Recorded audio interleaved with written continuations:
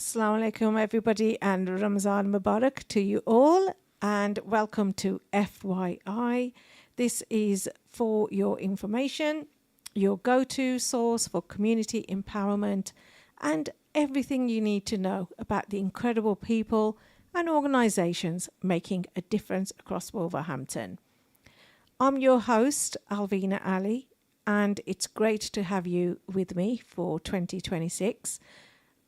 Many of you will know, Ramadan Radio Wolves has now transitioned into Iman 1, broadcasting on DAB 24 hours a day, 7 days a week, 365 days a year.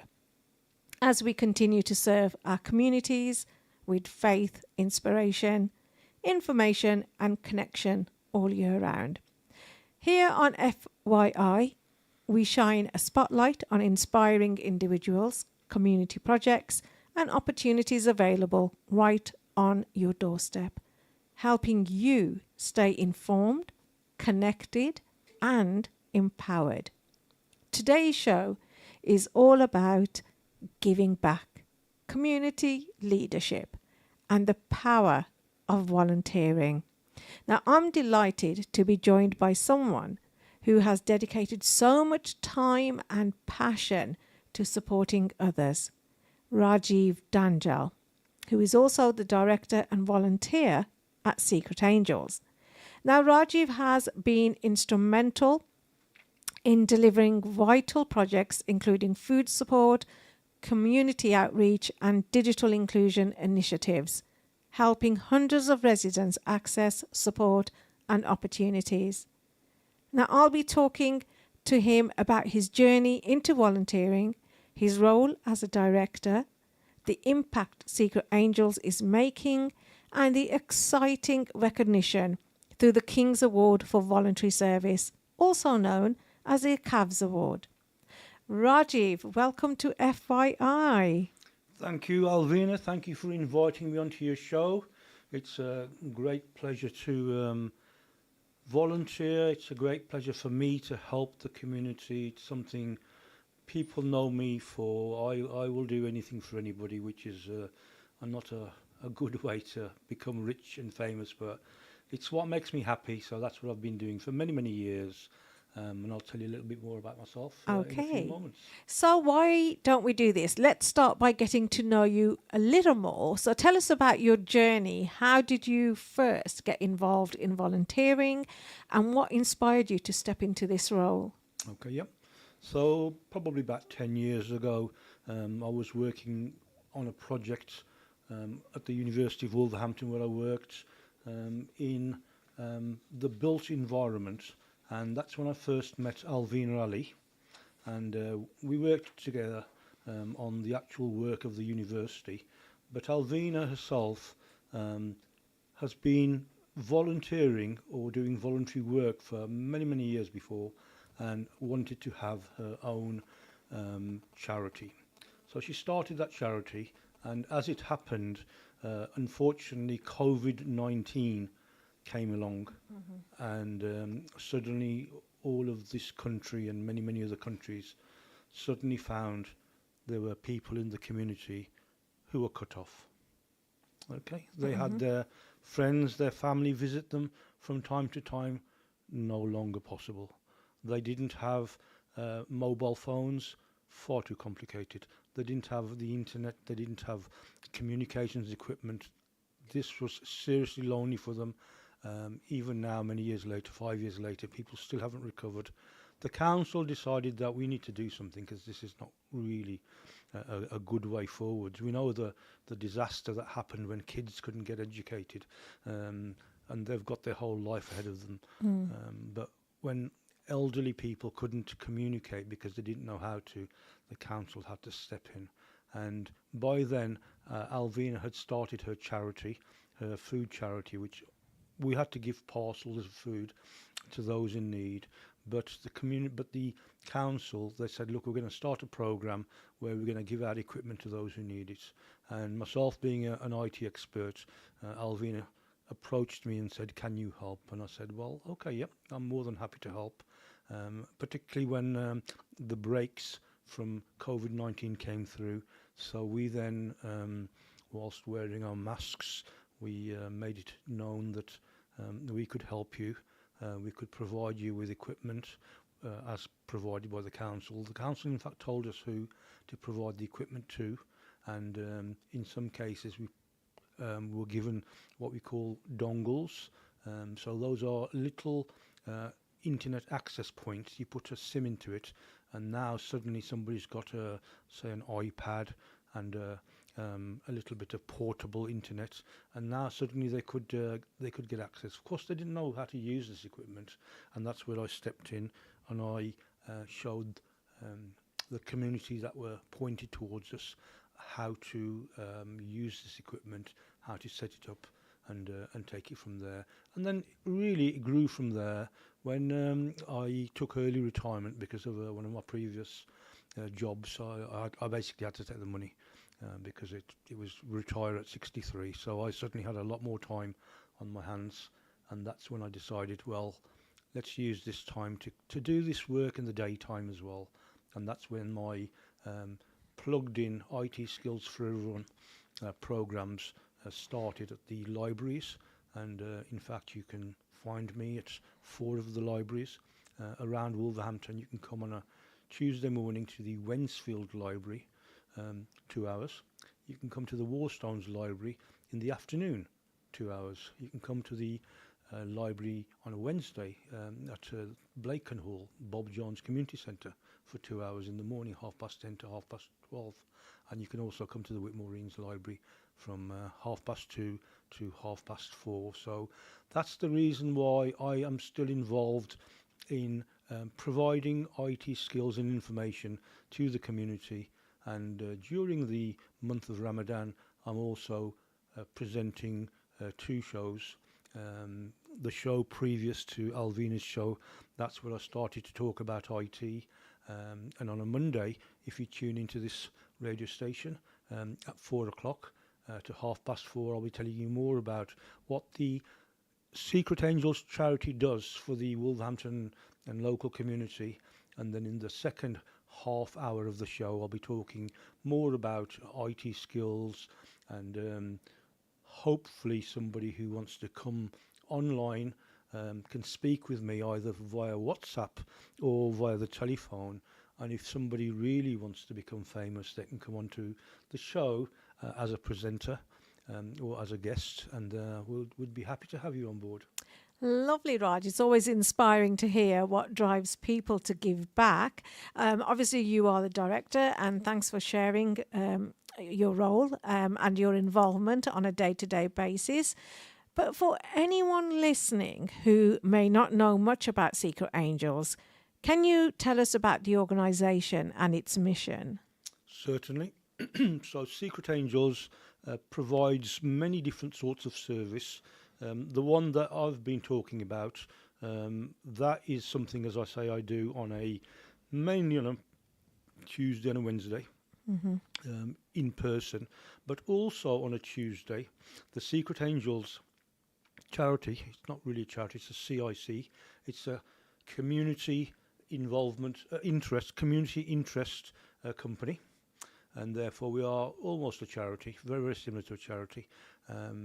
On a Tuesday morning, between the time of 10:30 to 12:30, if you go down the Cannock Road to the Park Village Education Centre, there's a second door, and at that second door you may well find a queue of people waiting for food, okay, waiting for the food bank to open. And within those 2 hours, we get something like about 20 to 30 people that we can serve. It takes about 5-ish minutes to take people's details, to provide them with food, the types of food that they need, and then we then serve the next person. There's a range of foods that are available. In some instances, people want only vegetarian food, and we do have that. In some instances, people want halal food, and that is also available, although not always. We have fresh food that's given to us typically the day before, and then in some instances we have things for babies. who, as I say, nappies in particular, over the different sizes. So depending on what we have, we can make it available, and there's a reasonable amount given to people. There are some basics like pasta and so on that are long shelf life products that we can nearly always have, and also the day before, as in Friday evening, some of the volunteers, they go to certain stores, Co-op being one of them. I think Aldi as well has now come on board. So there's a number of others where any food that will be out of date on the next day is collected by our volunteers and is made available on that Tuesday morning. So things that run out, bread, for example, certain cold items, certain fresh food, bananas, for example, can look happy one day and then look worth throwing away the next day. So just before that happens, these supermarkets provide them to us. And in some cases, we get a lot of pre-made sandwiches. We get frozen food that's been just sat there for too long. But of course, these professional retail organisations simply cannot sell food where the sell-by date has passed. But in many instances, it's perfectly fine to eat the next day. It is. Just going back onto the food bank, can you let people know if anyone is financially struggling, they're on a little budget, how they can do a self-referral at the food bank? Okay, then. So if you just turn up, for example, join the queue, make sure you come with a form of ID. We do really want to help the local community. We need to record that it really is you and that you're not going to go and sell the food somewhere else. It is for the people who need it. In some cases, if you're very much in need, we can possibly provide it to you without ID. But really, if you want to play fairly, then please bring some ID. So that we know where you live, we know who you are, we can prove to the organisations that fund us. I'm sure you wouldn't want ASDA to find out that we're giving food away to people and selling it. Yeah, we don't want that, do we? We don't want that, yeah. We need to give it to the needy. At the moment, we're doing what we call vouchers, 12 vouchers, which is that you can turn up 12 times. In a year? In a year. 12 times in a year. You don't have to come week after week after week. You might be in desperate need one month and not in desperate need for the next few months. So simply come along, join the queue, and as I say, we can provide food for you. Simple food, it's nothing extravagant, unless we've been given something extravagant. So, for example, sometimes or approaching the Christmas period, we do get extravagant food, and when we hand that out. Also near Easter, we collect Easter eggs for children. Now, these are not just needy children. These are children who might be from families that simply can't afford luxury items like Easter eggs. So if I remember correctly, last year we had a target of collecting 300 Easter eggs. 300 Easter eggs. So people came in, they volunteered Easter eggs. We had big organisations like, I think was it Lintor? They gave us something like 36 virtually adult-sized Easter eggs made of white chocolate. We collected all these Easter eggs, and it turns out we had 450. No, 700. Sorry, 700. It went to 700 Easter eggs, which got distributed everywhere. Raj, thanks for sharing all that. Now, obviously, I know Secret Angels run a number of impactful projects, and the one area that is becoming more important than ever, as you've talked about, is the digital access. So what kind of impact have you seen from the digital inclusion sessions that you run? Are there any stories that stand out? Yes, there are many, many stories, because there are people who are too scared to do anything, don't know who to turn to, and therefore they just feel stuck. Now, there are other people who simply cannot afford equipment, but if they could have some equipment and take it away, they can practice away. I have people who say to me, we really don't know how to use the equipment, um, but if you can teach us right from the beginning, Yeah.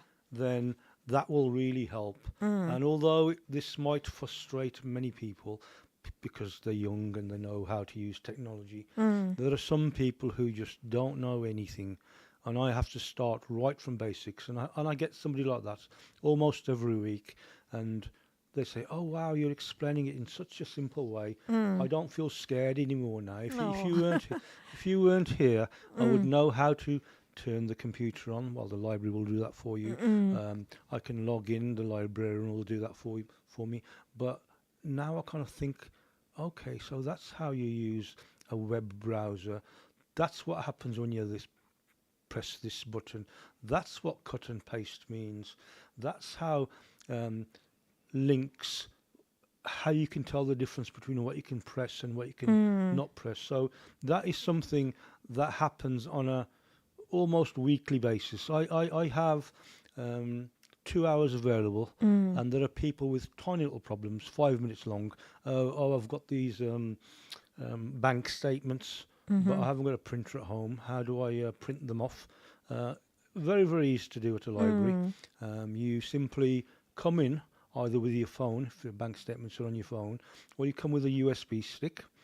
Some people do have computers at home. They know how to use them. They just can't afford a printer because they don't print very often. Yeah. So when people come to the library, I show them how to print off certain things. They think, wow, that's absolutely great. That's so easy, 30 pence per copy. Why should I spend £200 on a printer when I only want a couple of pieces of paper? So they're ever so pleased. And then there's other people with thousands of photographs on their phone, and they're worried. How do I get these photos off? What happens if I lose my phone? What happens if it breaks? Because if it breaks, then it's too late to get the phone. You've lost everything then, haven't you? Yeah. Well, that's actually what they think, but that's not always the case, because some people, particularly iCloud? iPhones, exactly, iCloud phones, they duplicate all your photographs onto the iCloud. So if we can get onto their iCloud account, if we can log into their iCloud account, then all their photos are there. People don't always know that. So sometimes they come all worried, and I say, well, can you remember your password? Because if you don't know your password, you might get really stuck if you haven't prepared. So each person I meet, I tell them your password is so important. And particularly lately, people have been setting up something called multi-factor authentication. Yeah. So multi-factor authentication means you can't just get into certain systems, that you have to have a second way of proving yourself. And this is particularly important for people who have their phones stolen.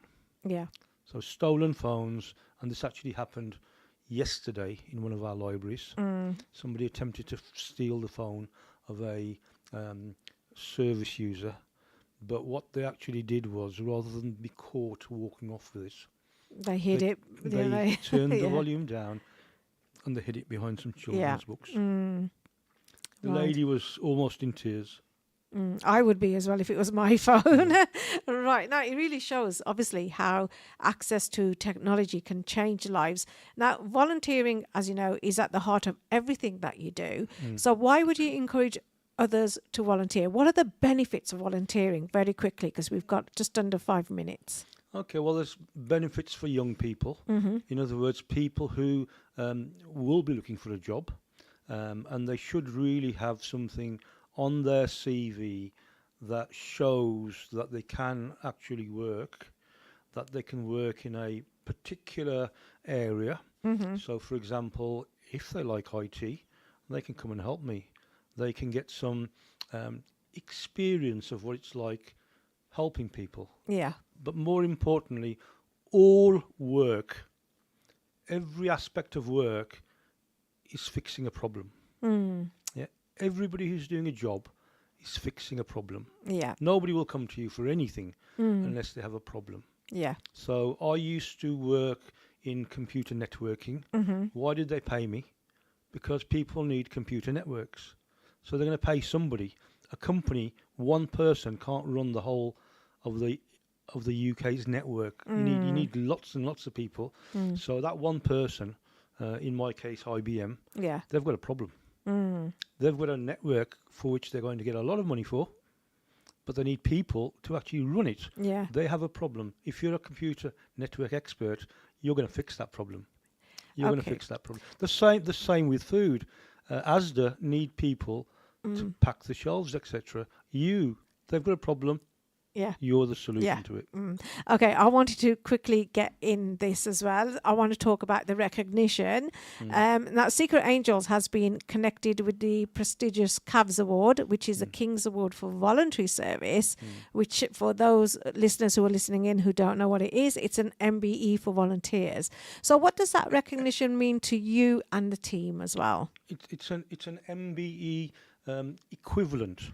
So if a person has been very, very helpful to the community, the King will recognise their contribution and they become a member of the British Empire.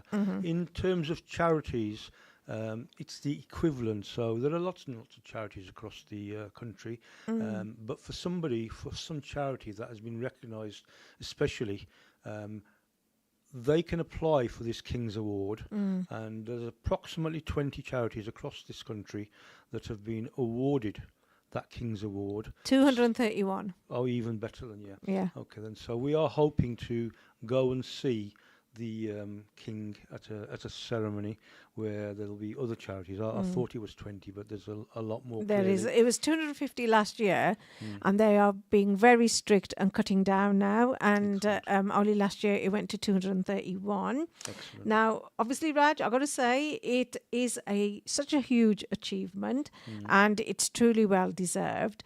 Now, looking ahead, what are your hopes and plans for Secret Angels over the next year? Well, before I move on to that, don't forget that the Secret Angels, Alvina, and our company director and our company secretary were found on page 1 of the Express and Star. Right, I have to stop you there. We're coming to a close now. It was that good. I'll have to have you back. Okay. Right, so I've got to say thank you, Raj. So what an inspiring conversation.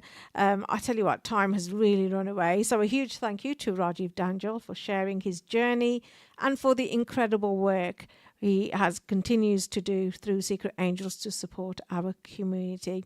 Now, if you'd like to find out more, access support or get involved as a volunteer, you can contact Secret Angels through the social media channels, whether it's donating, volunteering, or simply spreading the word. Every little bit helps to make a difference. So that's all for today's episode of FYI. Join me again next time as we continue to spotlight the people and organisations making Wolverhampton stronger together. Now remember, you can now listen to us all year round on Iman 1 on DAB, keeping you informed and connected 24/7. So, Raj, you want a quick 30 seconds? Yes, thank you again. I have another show on a Monday, 4 o'clock to 4:30, where I'll be talking more about what the Secret Angels charity does. So I'll be talking about all the other projects for about 24 minutes. And then in the second half of the hour, I'll be talking about IT. So if you're interested in my IT work, you can tune into that show. Okay, thank you, Raj, for that. Until then, stay informed, stay empowered, and stay connected. Take care.